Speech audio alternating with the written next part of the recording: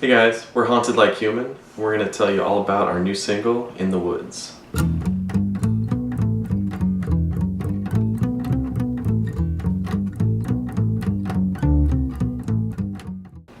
So how did In the Woods come to be?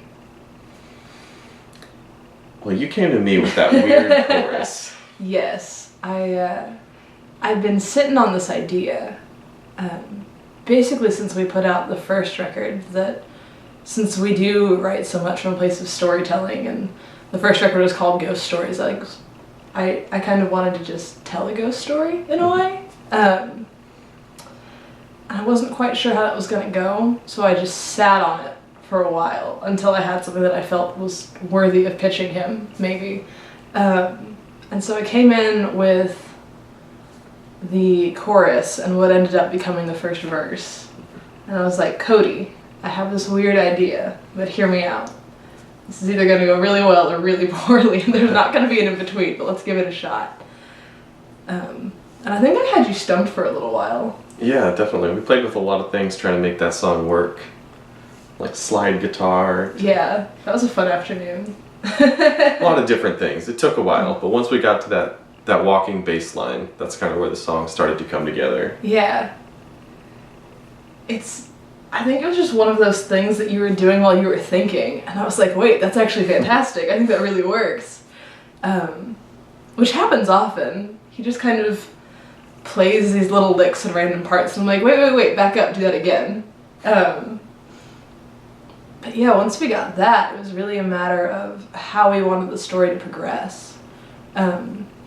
And I was struggling with this is either going to be a really short, like 2.5 minute single like it stands now, or it's going to be like a 5 minute long epic. Which I didn't think was going to fit with the fast tempo, the way that the lyrics spit. I'm really glad it settled where it did.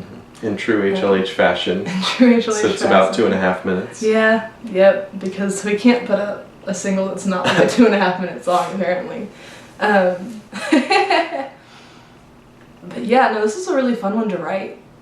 I mean, one, just kind of stepping outside of ourselves for a minute. Most of the songs that we write are our own stories. So stepping outside of that and getting to just sort of craft something was really fun. And Cody actually did a lot of the lyrical lifting on this one. The third verse in particular was a lot of him. I was super stuck.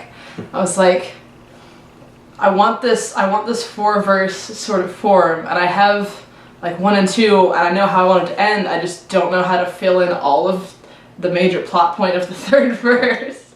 And I was like, I have all of these ideas, and he was really great about like taking everything that I was sort of just word vomiting at him and like paring it down into little chunks that we could really work with.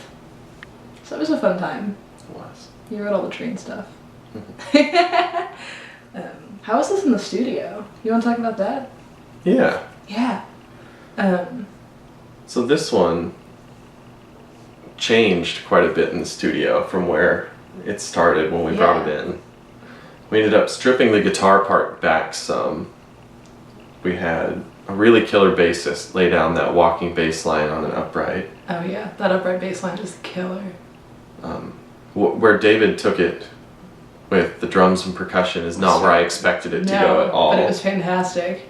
We were sort of like, David, we're not quite sure what to do, so just play with things until we figure something out. And he really came up with some good ideas that really filled out the song. Yeah, when he and Ford kind of locked their parts in, the song really came to life. They really...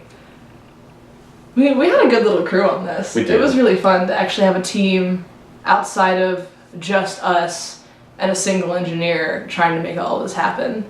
And this really came to life in the studio in a way that I wasn't expecting. Like, I expected it to be good and fun, but I expected it to be a song that translated better live than on the record. And I think that they both stand out really well, like kind of uniquely and individually.